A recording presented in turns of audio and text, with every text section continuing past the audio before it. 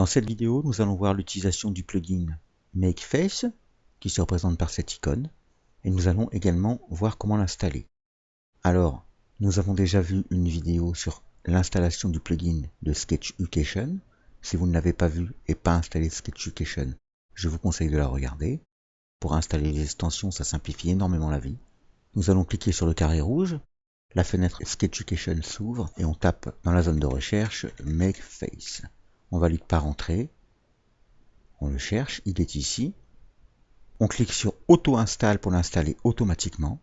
Vous n'aurez rien de plus à faire. More info, je vous conseille quand même d'aller voir la page du créateur qui vous présentera lui-même son plugin. Et ici, vous pourrez directement lui faire une donation si le cœur vous en dit.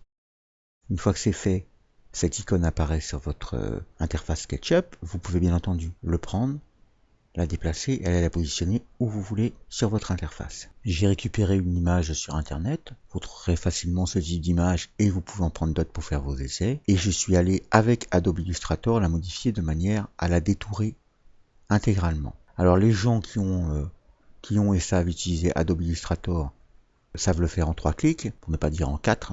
C'est vraiment pas compliqué. Et si vous ne savez pas le faire et que vous avez Adobe Illustrator, il y a suffisamment de cours sur internet gratuits qui vous permettront de trouver très simplement comment récupérer les traits avec Adobe Illustrator et exporter un fichier au format DWG.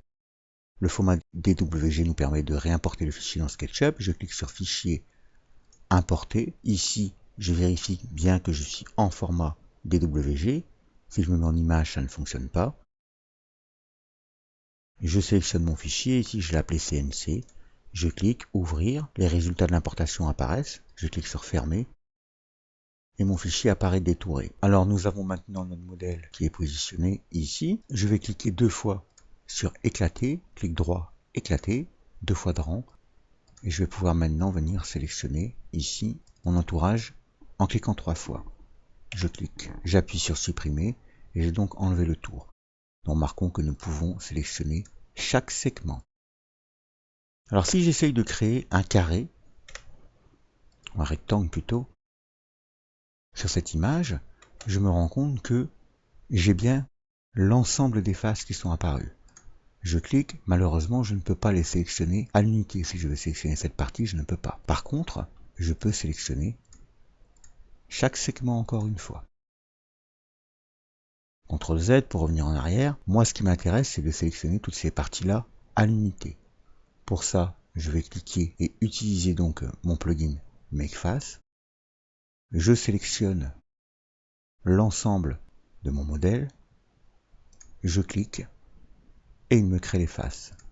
Et là, on se rend compte que je peux tout sélectionner sans difficulté. On aurait pu le faire à la main en utilisant l'outil ligne, en utilisant divers outils, en venant modifier chaque pièce, mais cela, vous imaginez, aurait été extrêmement long. Maintenant que c'est fait, je peux utiliser mon détourage et l'extruder assez simplement. Et je me retrouve donc avec le modèle complètement extrudé. Et je peux par exemple mettre ça dans un portail, mettre ça dans un meuble, mettre ça où je veux.